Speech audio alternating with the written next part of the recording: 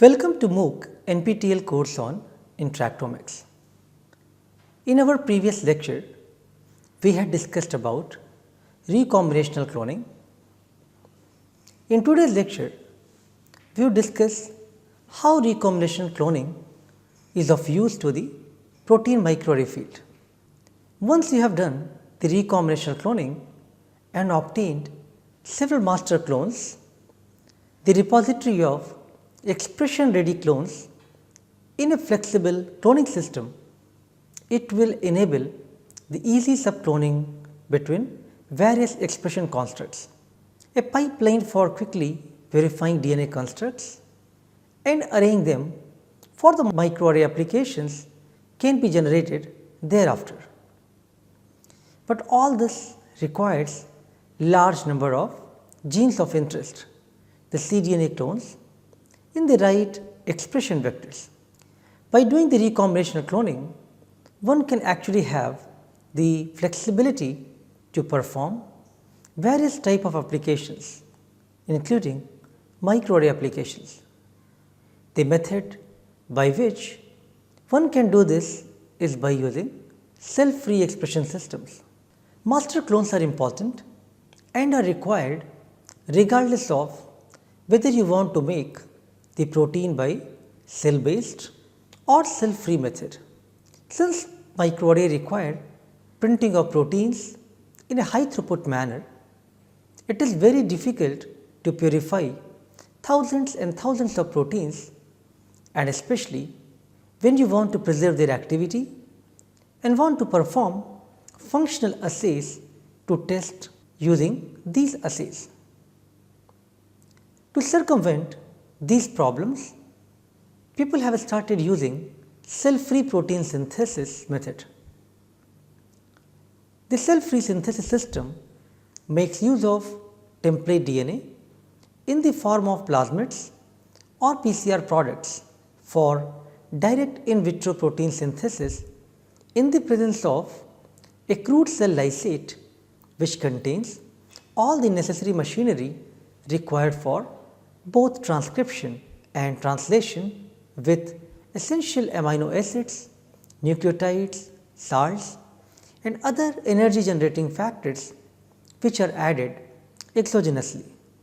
The cell-free synthesis system eliminates the need for protein expression and purification in cell-based system. Various types of DNA templates can be used, such as PCR product or plasmids. The cell-free synthesis lysate contains machinery for transcription and translation. The commonly used cell-free expression systems are E. coli, wheat germ extract and rabbit reticulocyte lysate. Others include those obtained from Xenopus oocyte, hybridomas, insect and mammalian cells. One can use any of these cell-free protein system, but it depends on the application requirements. Let us do a comparison of these three widely used cell-free protein synthesis system: E. coli extract, rabbit reticulocyte lysate and wheat germ extracts. Post-translation modification is not possible by using E. coli extracts, whereas rabbit reticulocyte lysate and wheat germ extracts that are eukaryotic systems can provide the post-translational modifications. The synthesized proteins majorly are incomplete polypeptides in case of E. coli extracts, whereas in rabbit reticulocyte lysate and wheat germ extract it is full length protein. The template source in E. coli is mainly from bacteria. In RRL, it is mainly from animals, especially rabbits, and in WGE or wheat germ extract, it is mainly from the plants. Since we are talking about proteomics applications for the eukaryotic systems, let us talk about eukaryotic cell-free expression systems, wheat germ extract or rabbit reticulocyte lysate, their advantages and disadvantages. Advantages of the system include higher stability. So, the longer lifetime of the cell-free systems, better compatibility with eukaryotic mRNAs and synthesis of eukaryotic proteins. However, there are certain disadvantages such as lower translation rate, lack of sufficient knowledge to construct effective genetic vectors, and the complexity of genetic constructs for the effective protein expression. So, we will discuss the commonly used cell-free expression system in the following animation.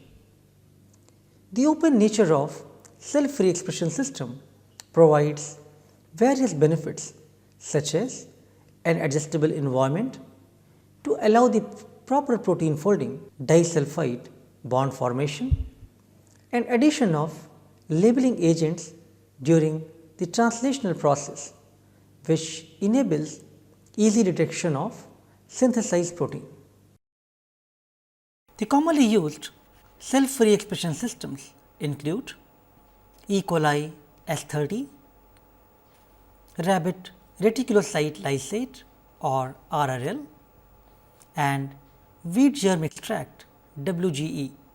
E. coli S30, this is a commonly used bacterial expression system that is capable of producing protein yields of around 6 mg per ml. This system, however, is not capable of carrying out the post-translational modifications or PTMs of proteins due to the absence of required machinery for this process, and very often produces incomplete protein chains. DNA templates obtained from bacterial sources are commonly used for this cell-free lysate.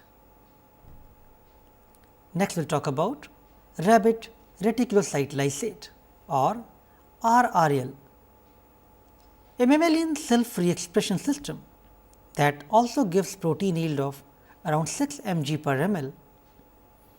This system is more suitable for expression of full-length eukaryotic proteins from plant and animal sources that require proper protein folding and post-translational modifications.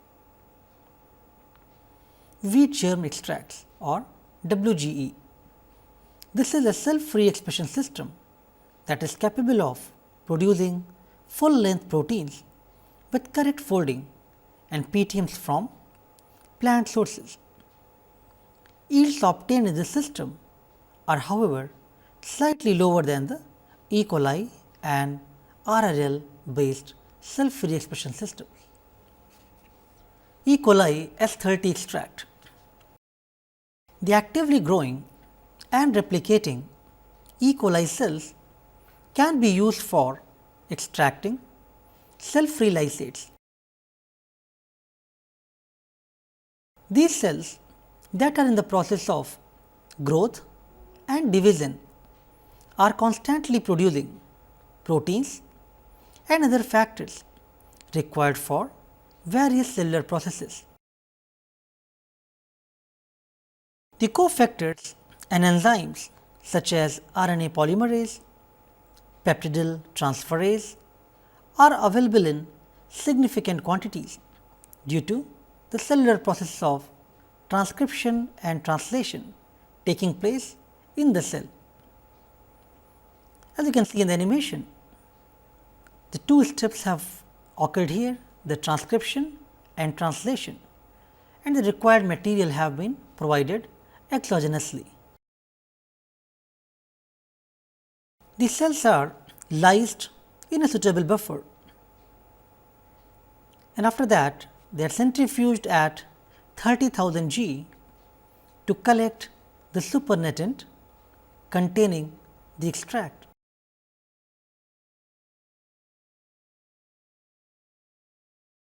Now, this lysate which is present in the supernatant after the centrifugation step that contains the cell-free extract. So, lysate that is extracted from such actively growing and dividing cells will contain all the required cellular machinery to carry out in vitro protein synthesis and requires addition of essential amino acids, nucleotides, salts and other energy generating factors. Let us now talk about wheat germ extract or WGE. This is one of the most commonly used eukaryotic cell free expression system, which is obtained from the embryo of wheat seed.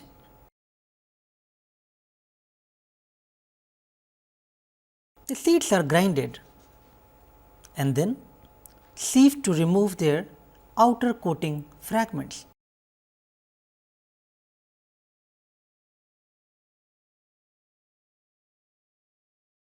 Once the grinding is finished,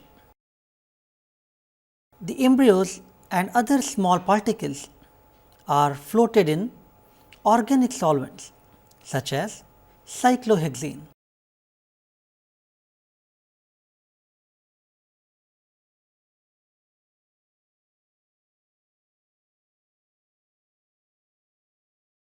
After these embryos are floated in the solution,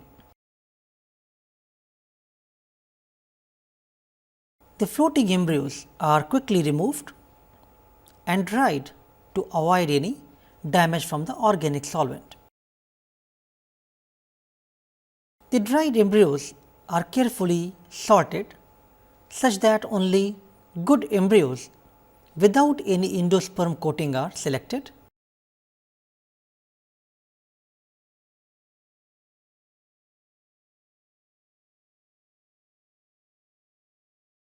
One needs to repeat this washing step few times.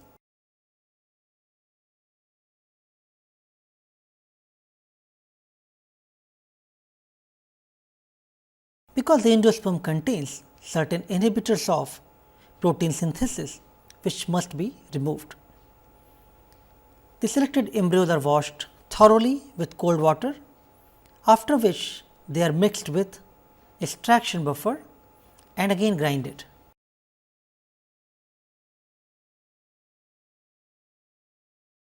Now, this solution must be centrifuged at 30,000 G at 4 degree centigrade, which results in the wheat germ extract forming a layer between the top fatty layer fraction and the pellet at the bottom. This you can see in the tube here.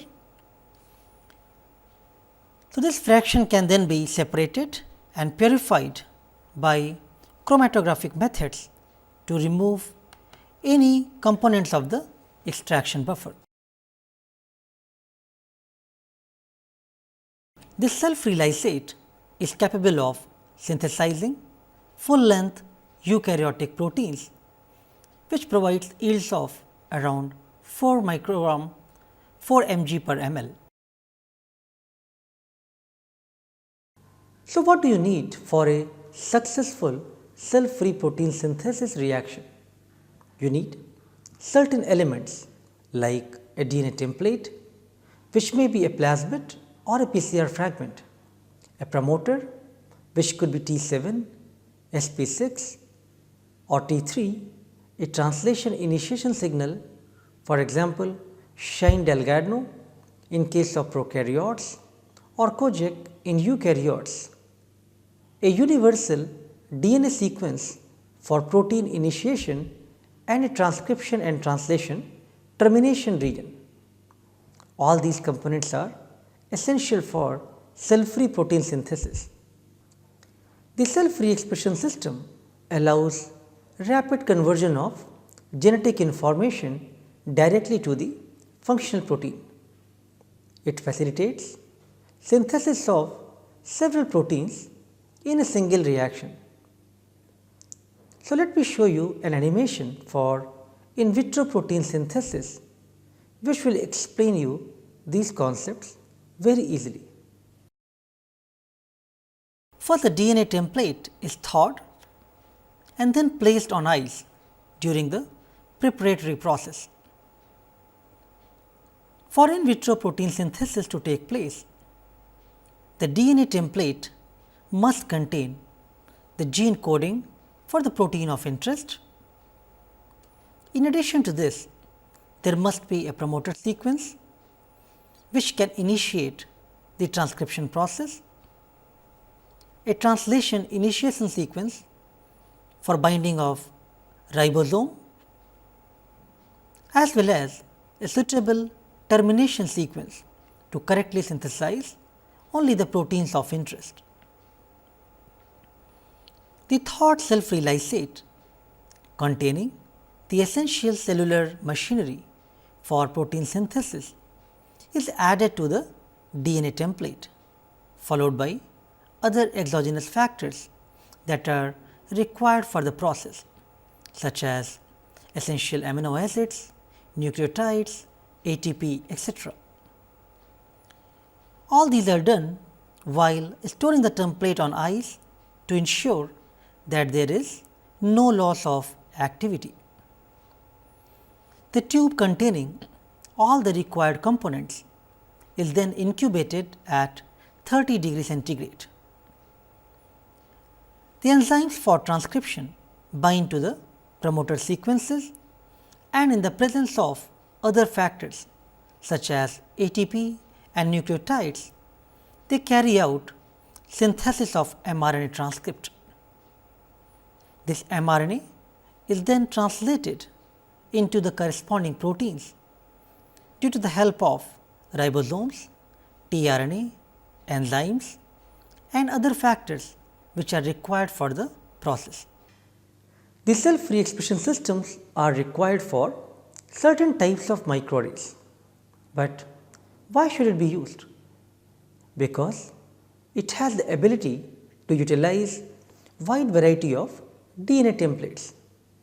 One can make use of all the master clones obtained from the recombinational cloning. Cell-free expression system is a simple, quick and cost effective process. It provides a high throughput production in a very short time and in a single reaction. So, all of these requirements are very useful for high throughput protein production and for the microarray generation. In summary, today we have tried to understand how recombinational cloning techniques can be applied to protein microarrays using cell-free expression systems by easily producing proteins. We discussed about wheat germ extracts, rabbit reticulocyte lysate and E. coli based systems. There are currently only a handful of commercial alternatives to cell-free expression system. Products from Promega, Thermo Fisher and NEB are few among these which are commercially available in the market. The concepts learned today will be very important when we discuss further about protein microarrays and especially the cell-free based protein microarrays and its type in the following lectures. Thank you.